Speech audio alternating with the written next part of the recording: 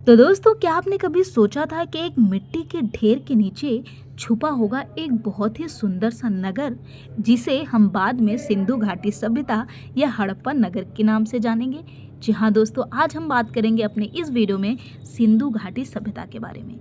तो दोस्तों, यह प्राचीन सभ्यता भारतीय इतिहास में बहुत ही महत्वपूर्ण भूमिका अदा करता है। लेकिन बात करें आपकी परीक्षा के दृष्टिकोण से, तो यह अपने आप में बहुत ही महत्वपूर्ण टॉपिक है। दोस्तों, कोई भी परीक्षा हो, चाहे आप यूपीएससी दे रहे हो, यूपीपीएससी दे रहे हैं, कोई भी एग्जाम अगर आप दे रहे हो, तो इस टॉपिक से ज़रूर 1 से 2 प्रश्न पूछे ही जाते हैं। तो बिना किसी देरी के चलिए शुरू करते हैं आज के वीडियो। तो दोस्तों, मैं हूं आर के मैम और आप देख रहे हैं स्टडी विद आर के मैम। तो चलिए जल्दी से चैनल को सब्सक्राइब कर लीजिए और इस वीडियो लिंक को अपने सभी दोस्तों में शेयर ज़रूर करिएगा। तो दोस्तों, सिंधु घाटी सभ्यता की सबसे प्रमुख विशेषताओं में से एक यह थी कि यह एक नगरीय व्यवस्था थी। जी हाँ, नगर 2 भागों में विभाजित था। उच्च वर्ग में पुरोहित और शासक वर्ग लोग निवास करते थे, वहीं पर निम्न नगर में आम आदमी निवास करता था। और दोस्तों, ये जो सड़कें थी, आप देख रहे हैं पक्के ईंटों से बने मकान और सड़कें एक दूसरे को सीधी सीधी सड़कें आपको नज़र आ रही होंगी, एक दूसरे को 90 डिग्री पे काटती हैं, जिसे हम ग्रिड नुमा यानी जाली नुमा पद्धति भी कहते हैं। और एक और महत्वपूर्ण विशेषता क्या है दोस्तों, आप देख सकते हैं कि प्रत्येक सड़क के बगल बगल में जल निकास का व्यवस्था यानी नालियाँ बनी हुई हैं। और पता है, हड़प्पा सभ्यता या मोहनजोदड़ो जैसे नगरों में जो घर रहते थे, आम जन के भी घरों में एक स्नानागार होता था। एक जैसे आज हम शौचालय या क्या बोलते हैं, किचन बोलते हैं, रसोई घर, वो सब इनके आम घरों में भी पाया जाता था। और सोचिए आज से कितने साल पहले, तो साल से याद आया, हमने टाइमलाइन पे बात नहीं किया। तो इसका जो समय था दोस्तों, इस नगर का जो समय था, वो लगभग कार्बन डेटिंग के अनुसार 2500 ईसा पूर्व से लेकर 1750 ईसा पूर्व तक का माना जाता है। याद रखिएगा, 2500 से लेकर 1750 ईसा पूर्व तक सिंधु घाटी सभ्यता का समय माना जाता है। ईसा पूर्व का मतलब होता है ईसा के जन्म से पहले। ठीक है दोस्तों, ईसा के जन्म के पहले। तो थोड़ा सा लिखने में अगर चीज़ें आपको स्पष्ट नहीं आ रही है, तो आप प्लीज़ सुन कर के इसे ज़रूर लिख लीजिएगा, ठीक है, क्योंकि हम अभी वाइट बोर्ड के माध्यम से ही पढ़ा रहे हैं आपको, तो इसमें थोड़ा सा स्क्रिप्ट लिखने में इधर उधर हो जाता है, तो उम्मीद है आप इसे नज़रअंदाज करेंगे।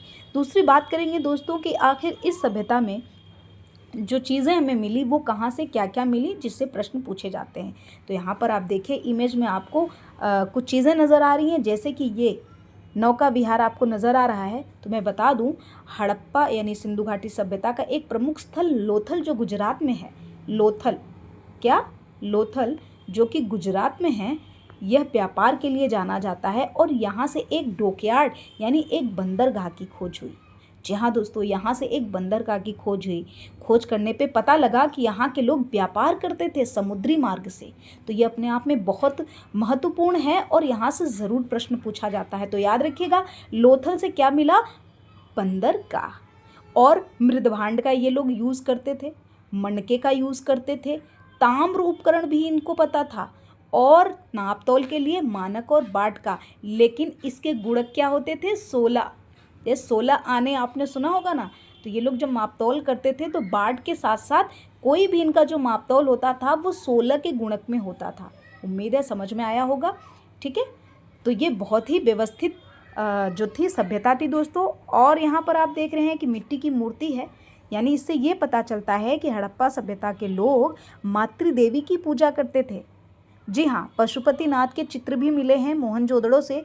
तो ये पता चलता है कि ये लोग पशुपति के साथ साथ मिट्टी की मूर्ति यानी मातृदेवी की पूजा करते थे। हालांकि इस सभ्यता में कहीं भी कोई मंदिर प्राप्त नहीं हुआ है, किसी भी मंदिर का साक्ष्य नहीं मिला है। और मैंने आपको बता ही दिया कि निकास प्रणाली बहुत ही अद्भुत था। और ये जो अन्नागार आप देख रहे हैं, ये अन्नागार हड़प्पा से प्राप्त हुआ, जिस पे अन्न रखे जाते थे, यानी एक अनाज का गोदाम जो कि आपके हड़प्पा नगर से प्राप्त हुआ। तो बहुत ही महत्वपूर्ण यह सभ्यता थी दोस्तों। आइए अब एक एक करके बात करते हैं कि किस जगह से क्या क्या मिला। हालांकि कुछ स्थानों के बारे में हमने पहले ही बात कर लिया है। तो दोस्तों, इसकी विस्तार भी आप देख लीजिए लगे हाथ। तो जो विस्तार है दोस्तों, तो दोस्तों आपने देखा हड़प्पा से क्या क्या मिला। हड़प्पा से मिला आपका अन्नागार, वो मैंने आपको बता दिया। और आज जो घरों में पूजा किया जाता है ना, स्वास्तिक चिन्ह का, है ना। ऐसा करके स्वास्तिक चिन्ह का जो पूजा किया जाता है ये भी हड़प्पा से प्राप्त हुआ था। प्रश्न पूछे जाते हैं परीक्षाओं में। और एक स्त्री के गर्भ से निकला हुआ पौधा यानी उर्वरता की देवी, क्या उर्वरता की देवी की मूर्ति भी प्राप्त हुई थी। कहाँ से? हड़प्पा से। अन्नागार के बारे में हमने बात कर लिया, ठीक है। तो ये महत्वपूर्ण हो जाता है। दूसरा प्रमुख स्थल मोहनजोदड़ो। मोहनजोदड़ो का शाब्दिक अर्थ होता है दोस्तों, क्या होता है? मृतकों का टीला। यहाँ से क्या प्राप्त हुआ? विशाल स्नानागार। विशाल स्नानागार यानी कि स्विमिंग पूल, ठीक है, स्नानागार मोहनजोदड़ो से प्राप्त हुआ। बहुत विशेषता रही है मोहनजोदड़ो की, इससे प्रश्न जरूर पूछे जाते हैं। और यहीं से मिला था दोस्तों, हमने अभी बात की किसकी, यहीं से क्या मिला था? पशुपतिनाथ का चित्र। पशुपतिनाथ का चित्र, ठीक है, पशुपतिनाथ का चित्र यहीं से मिला था। तो यह भी कई बार पूछा जाता है। और कांसे की नर्तकी, कांसे की नर्तकी कहाँ से मिली? कांसे की नर्तकी भी मोहनजोदड़ो से प्राप्त होती है, ठीक है। ये कुछ प्रमुख स्थल है। और एक और प्रमुख स्थल हमने अभी बात किया लोथल का। तो लोथल से जो पूछा जाता है प्रश्न में बार बार, वो यही पूछा जाता है बंदरगाह के बारे में। और इसके साथ जैसे बाजरा, जौ, है ना, तो जो बाजरा का साक्ष्य मिला वह भी आपके लोथल से प्राप्त हुआ था। क्या? बाजरा। और क्योंकि हमने बताया यहाँ से बंदरगाह मिला, तो फारस की मुहरें भी यहाँ प्राप्त हुई, जिससे हमें पता चलता है कि इन लोगों का व्यापार फारस तक था। कहाँ तक था? फारस तक था, ठीक है। आइए अगला जो हमारा शहर है दोस्तों वो है शहर क्या कहेंगे, जगह कहेंगे, वो है कालीबंगा। कालीबंगा एक ऐसा जगह था, एक ऐसा स्थल था जहाँ से प्राप्त हुआ दोस्तों, क्या प्राप्त हुआ? यहाँ से आपके मिट्टी की चूड़ियाँ और सिलबट्टा, सूती कपड़े के साक्ष्य सब यहीं से प्राप्त हुए। और एक बहुत ही महत्वपूर्ण, वो क्या? जूते हुए खेत का साक्ष्य। जूते हुए खेत का साक्ष्य यहाँ से मिला। यानी अभी तक आपने जितने स्थल देखे वो नगरों का साक्ष्य था, लेकिन यहाँ पर एक ग्रामीण क्षेत्र की भी कहीं ना कहीं आपको विशेषता नज़र आ रही है, क्योंकि यहाँ पर कुछ जूते हुए खेत के साक्ष्य मिले। तो इससे पता चलता है कि यहाँ के लोग कपास की खेती भी करते थे। क्यों? क्योंकि यहाँ से सूती वस्त्र का भी साक्ष्य प्राप्त हुआ है। तो सबसे पहले जो कपास की खेती शुरू हुई तो वो आपके हड़प्पा सभ्यता से ही हुई, ये आप याद रखिएगा। कालीबंगा में मिले जूते हुए खेत के साक्ष्य, सूती वस्त्र, ये सब कहीं ना कहीं इशारा करते हैं कि ये लोग कपास की खेती भी कर रहे थे, और ऐसा मिला भी है साक्ष्य, ठीक है, कपास की खेती कर रहे थे। नेक्स्ट क्या है दोस्तों? नेक्स्ट है बनावली। क्या है? बनावली। बनावली याद रखिएगा।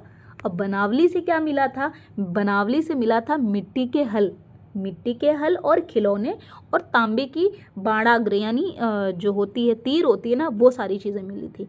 तो इससे पता चलता है ये लोग तांबे के बारे में भी जान रहे थे, तांबे के बारे में भी जान रहे थे, है ना। और एक और मतलब आपसे प्रश्न पूछा जाता है कि कौन सा नगर किस नदी के किनारे बसा था? तो याद रखिएगा जो हड़प्पा था वो आपका रावी नदी के किनारे। हड़प्पा कहाँ था? रावी नदी के किनारे बसा हुआ था। मोहनजोदड़ो सिंधु नदी के किनारे। मोहनजोदड़ो कहाँ पे था? सिंधु नदी के किनारे, ठीक है। और एक और प्रमुख शहर जो पूछा जाता है वो है लोथल, जो कि आपके भोगवा नदी के किनारे। कहाँ पर? भोगवा नदी के किनारे बसा हुआ था। कौन सा? लोथल। तो ये कुछ सिंधु घाटी के प्रमुख नगर थे। दोस्तों एक और महत्वपूर्ण प्रश्न बनता है, क्या सिंधु घाटी सभ्यता के लोग पढ़े लिखे थे? जी हाँ, बिल्कुल पढ़े लिखे थे, क्योंकि यहाँ से मिले मोहर और सील और लिपि कहीं न कहीं इशारा करते हैं कि ये लोग पढ़े लिखे थे, लेकिन इनकी लिपि आज तक हम में से किसी ने नहीं पढ़ पाया। यानी ये जो लिपि का इनका जो इस्तेमाल था वो चित्रात्मक शैली का यूज़ करते थे, और जिसे हम पिक्टोग्राफिक कहते हैं। पिक्टोग्राफ यानी इनके जो लिखावट थी उसमें कुछ न कुछ चित्र बने हुए हैं, कुछ न कुछ चिन्ह बना हुआ है, जिसे हम चित्रात्मक शैली में पिक्टोग्राफी कहते हैं। और इस शैली को बुस्रोफेदन भी कहा जाता है, ठीक है। जैसे चित्रों पर मछली बना हुआ है, पशुपति भी कहीं ना कहीं बने हुए हैं। तो ये जो इनकी लिपि थी ये पिक्टोग्राफ थी, ठीक है। और ये लिखा कैसे जाता था? दाईं ओर से बाईं ओर की ओर लिखा जाता था। दाईं ओर से बाईं ओर की लिखा जाता था, जैसे कि उर्दू लिपि लिखी जाती है, ठीक है। तो दोस्तों हम बात करेंगे कि आखिर इस सभ्यता का अंत कैसे हुआ। तो कुछ विद्वान कहते हैं इसका कारण प्राकृतिक आपदा रही है, तो कुछ विद्वान कहते हैं जलवायु परिवर्तन के कारण, तो वहीं पर कुछ लोग कहते हैं कि प्रशासनिक शिथिलता के कारण इस सभ्यता का अंत हुआ। लेकिन जैसे अर्नेस्ट मैके हो गए, इन्होंने कहा कि इसकी जो पतन का कारण था वह बाढ़ था। ठीक है, क्या था? बाढ़ था। और आपने मोहनजोदारो मूवी देखी होगी, तो उसमें बाढ़ को ही दर्शाया गया है। लेकिन कोई भी किसी तौर पर स्पष्ट नहीं कर सकता कि आखिर में इस सभ्यता का पतन हुआ कैसे था। तो अंत में हम यही बात करेंगे कि धीरे धीरे इसका क्रमिक पतन हुआ होगा और ये सभ्यता नगर से होते होते ग्रामीण व्यवस्था में बदलती चली गई होगी। तो दोस्तों आज की इस वीडियो में इतना ही, फिर मिलेंगे हम अगली वीडियो में इसके कुछ महत्वपूर्ण एमसीक्यू के साथ। तो आज की ये वीडियो आपको कैसी लगी कमेंट बॉक्स में ज़रूर बताइएगा। इससे पहले दोस्तों अगर आप चैनल पर नए हैं तो चैनल को सब्सक्राइब कर लीजिएगा और अपने सभी दोस्तों को इस वीडियो को ज़रूर भेजिएगा। धन्यवाद।